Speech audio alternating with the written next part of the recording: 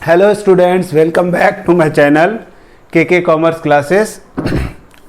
आज का वीडियो में हम लोग question number 12 SBPD publication cost accounting का चैप्टर 3, जिसमें इकोनॉमिक ऑर्डर ऑफ क्वांटिटी का क्वेश्चन है। क्वेश्चन में बोला जा रहा है कि एनुअल कंजम्पशन जो है 18,000 यूनिट होगा, बट साल में 360 डेज ही वर्क होगा। ठीक है। कॉस्ट पर यूनिट जो मटेरियल का लगेगा वो 5 रुपीज़ पर यूनिट लगेगा। ऑर्डर कॉस्ट है 10 rupees per order. Carrying cost 20% आपको लगेगा। जो प्राइस ऑफ मटेरियल है, जो कॉस्ट ऑफ यूनिट जो 5 रुपीज़ पर यूनिट है, इसका 20%। नॉर्मल लीड टाइम आपका 20 डेज है, मतलब सामान खरीदेंगे और आपके गोडाउन तक जो सामान पहुंचेगा उसमें एवरेज में नॉर्मल टाइम आपको 20 डेज का लगेगा और सेफ्टी स्टॉक आपका 30 डेज का मेंटेन करना पड़ता है। ये जो इंफॉर्मेशन है इसके बेसिस में आपको निकालना है economic order of quantity, number of order and reorder point. ठीक है, 3 कैलकुलेशन आपको करना है। सबसे पहले तो इकोनॉमिक ऑर्डर ऑफ क्वांटिटी अगर हम लोग निकालते हैं EOQ, तो इसका फार्मूला होता है root under 2 into R into CO divided by CC। CO का मतलब होता है cost of order and cost of placing an order. एक ऑर्डर को हम लोग प्लेस करते हैं तो कितना खर्च आता है, और CC का मतलब होता है annual carrying cost of storing 1 unit. एक साल में कितना स्टोरिंग कॉस्ट आता है, कैरिंग कॉस्ट आता है 1 यूनिट का एक साल में, वो आपको यहाँ पर लिखना है। तो अपने पास जो कंजम्पशन है वो है पता है, R पता है, CO मतलब होता है ऑर्डर कॉस्ट, वो 10 यूनिट पता है। कैरिंग कॉस्ट 20% है, तो सबसे पहले हम लोग कैरिंग कॉस्ट निकालेंगे, CC निकालेंगे। जो 5 रुपया का 20/100 इक्वल टू 1 रुपीज़ आपका आएगा। अच्छा, तो कैरिंग कॉस्ट भी अब पता चल गया हम लोग को। तो हम लोग इकोनॉमिक ऑर्डर ऑफ क्वांटिटी निकाल सकते हैं, EOQ निकाल सकते हैं। Root under 2 into 18,000 into order cost है 10 रुपीज़ और कैरिंग कॉस्ट है 1 रुपीज़। ठीक है, तो ये आपका आ जाएगा 18 36,000, 1 0 और लगा देते हैं। ठीक है, रूट अंडर इसको तोड़ के हम लोग लिख सकते हैं 600 इंटू 600, 6 6 36 और रूट अंडर। अच्छा, अब क्या करेंगे, डबल 600 इंटू 600 है ना, तो EOQ आपका हो जाएगा 600। इकोनॉमिक ऑर्डर ऑफ क्वांटिटी हम लोग निकाल लिए हैं। अब हम लोग को निकालना है नंबर ऑफ ऑर्डर कितना होगा। तो नंबर ऑफ ऑर्डर का फॉर्मूला होता है नंबर ऑफ ऑर्डर का मतलब होता है R डिवाइडेड बाय EOQ। आपको R पता है 18,000 यूनिट है और EOQ आपका आया 600, तो आपका ये आ जाएगा 30 टाइम्स। 30 बार आप ऑर्डर करोगे तो आपका जो परचेजिंग होगा वो टोटल इन्वेंट्री कॉस्ट जो लगेगा वो सबसे इकोनॉमिकल होगा, सस्ता होगा। ठीक है, ये दूसरा कैलकुलेशन था। अब हम लोग का तीसरा कैलकुलेशन है रीऑर्डर पॉइंट। हम लोग को रीऑर्डर पॉइंट निकालना है। रीऑर्डर पॉइंट निकालने के लिए हम लोग को फॉर्मूला लिखना पड़ेगा पहले। रीऑर्डर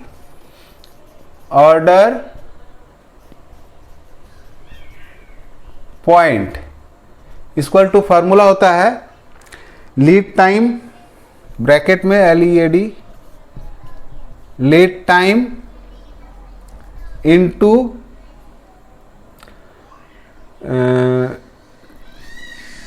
डेली कंजम्पशन,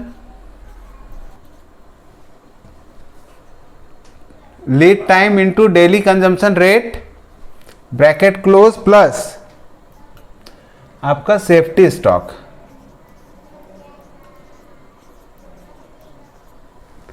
ठीक है,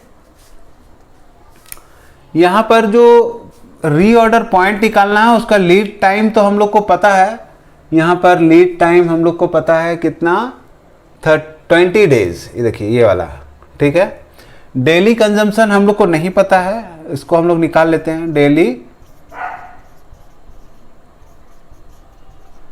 daily consumption rate equal to, आपको पता है हम लोग को पूरा साल में 18,000 यूनिट कंज्यूम करते हैं और पूरा साल में वर्किंग डेज होता है 360 डेज। कंजम्पशन रेट अपना आएगा 50 यूनिट। सेफ्टी स्टॉक जो हम लोग को निकालना होगा वो 30 डेज का चाहिए होगा, ठीक है। का मतलब क्या होता है कि आप अपना गोडाउन में कितना स्टॉक रखेंगे जो आपका काम जो फैक्ट्री में बंद नहीं होगा। तो हम लोग को ये सेफ्टी स्टॉक जो निकालना है 30 डेज का निकालना है। तो हम लोग को पता है कि एक दिन का कंजम्पशन 50 यूनिट होता है, तो 30 डेज का कितना होगा, तो 5 3 15 00 यूनिट्स। सेफ्टी स्टॉक आपका 1500 यूनिट्स आ जाएगा। अब आप इस फार्मूला में पुटअप करेंगे तो री ऑर्डर पॉइंट डिसाइड करने के लिए हम लोग को लीड टाइम है 20 डेज इनटू एवरेज कंजम्पशन आपका पर डे का कितना आता है 50 यूनिट्स। इसको ब्रैकेट में रख के प्लस कर देंगे सेफ्टी स्टॉक से, तो आपका कैलकुलेशन होगा 1000 प्लस 1500 इक्वल टू 2500 यूनिट आपका रीऑर्डर पॉइंट होगा। रीऑर्डर पॉइंट मतलब होता है कि जिस पॉइंट में आप फिर से ऑर्डर कर सकोगे रॉ मटेरियल खरीदने के लिए।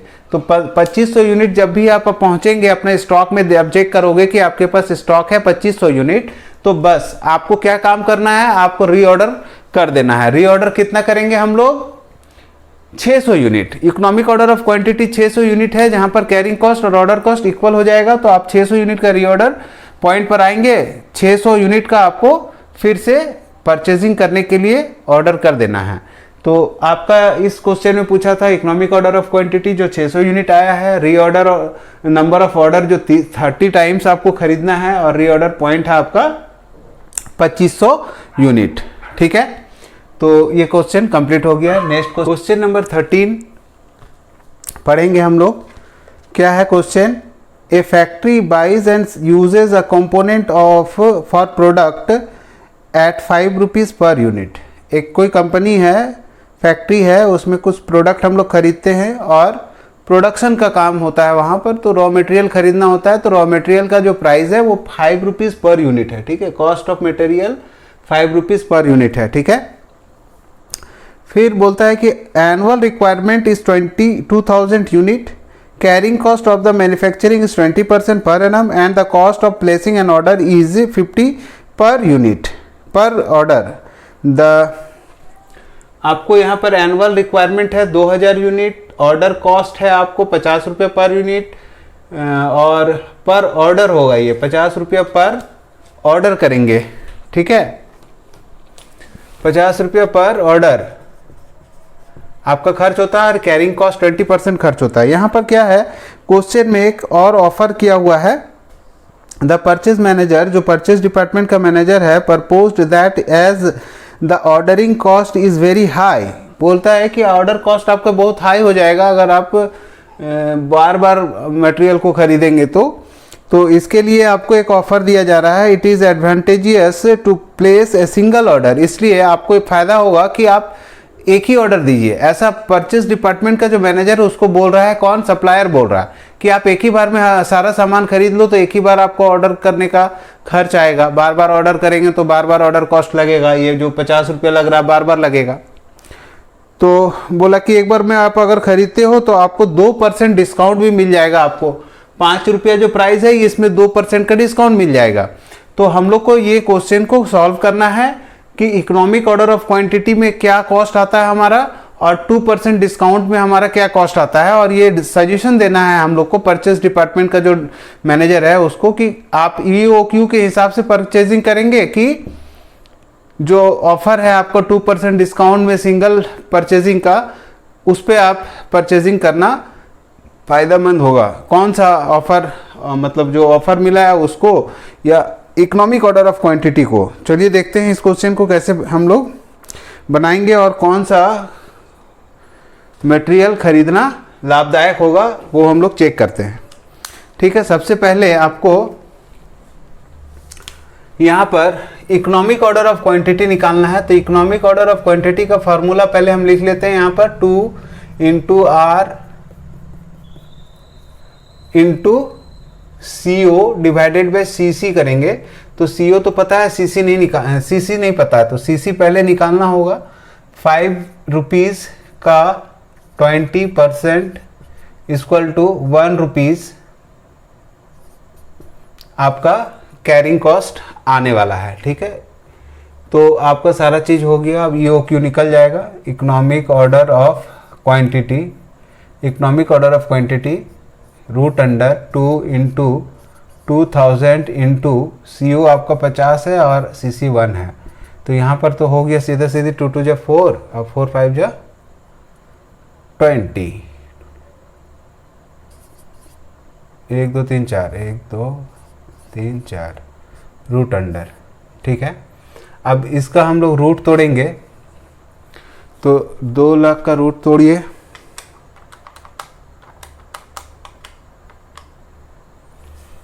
तो आपका इकोनॉमिक ऑर्डर ऑफ क्वांटिटी आ रहा है 447.21।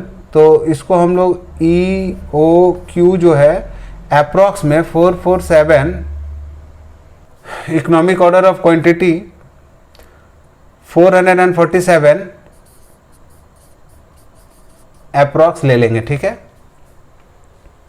हम लोग को अब निकालना है नंबर ऑफ ऑर्डर कितना होगा। तो आप जानते हैं number of order equal to होता है R divided by EOQ। R कितना है हमारा 2000 यूनिट है और EOQ क्या निकला 447। तो आप 2000 डिवाइडेड बाय 447 निकालेंगे, नंबर ऑफ ऑर्डर आ जाएगा 4.47 टाइम्स। ठीक है, अब हम लोग को निकालना है total order cost equal to 4.47 into 50 rupees per order लगता है। तो यहाँ आपका आ जाएगा 4.47 इंटू 50। तो ये आ जाएगा आपका 223.5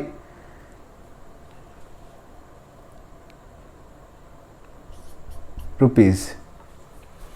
अब टोटल कैरिंग कॉस्ट निकालना हमको। टोटल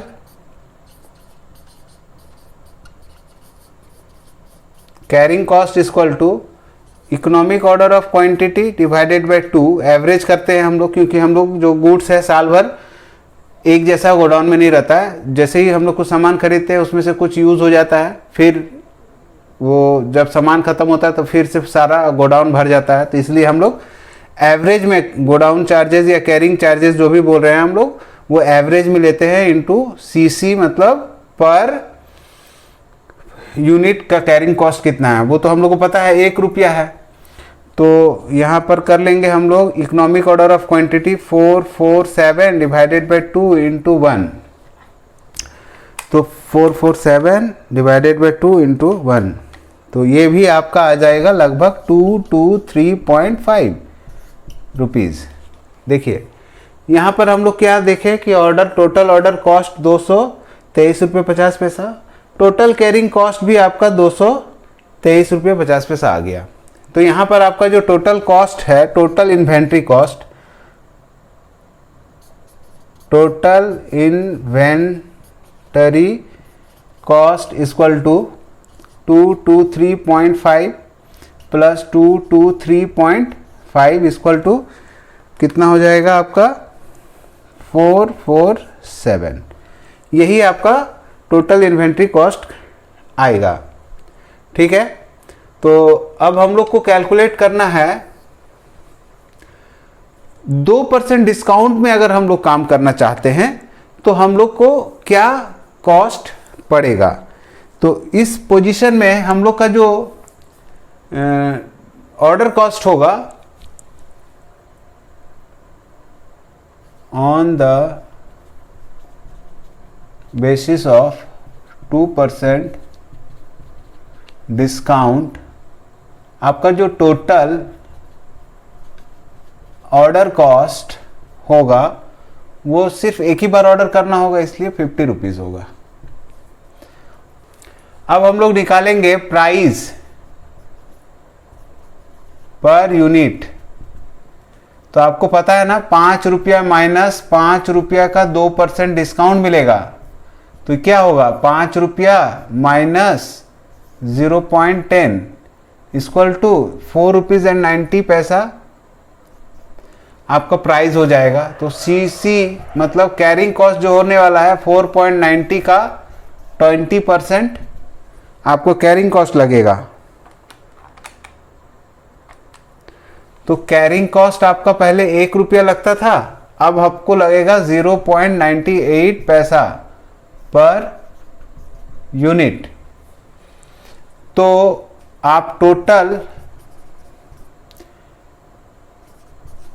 कैरिंग कॉस्ट निकालेंगे तो आपको मालूम है आपका जो कंजम्पशन है वो 2000 यूनिट का है, divided by 2 into carrying cost per unit आपका कितना आ रहा है, 98 पैसा।